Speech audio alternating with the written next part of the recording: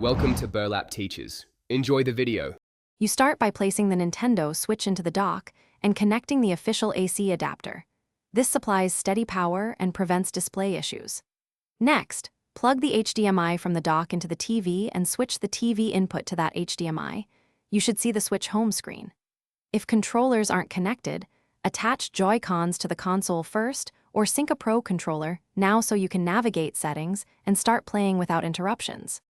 Once the dock signal appears, go to System Settings and choose TV Output to confirm resolution and RGB range. This ensures correct colors and avoids black crush.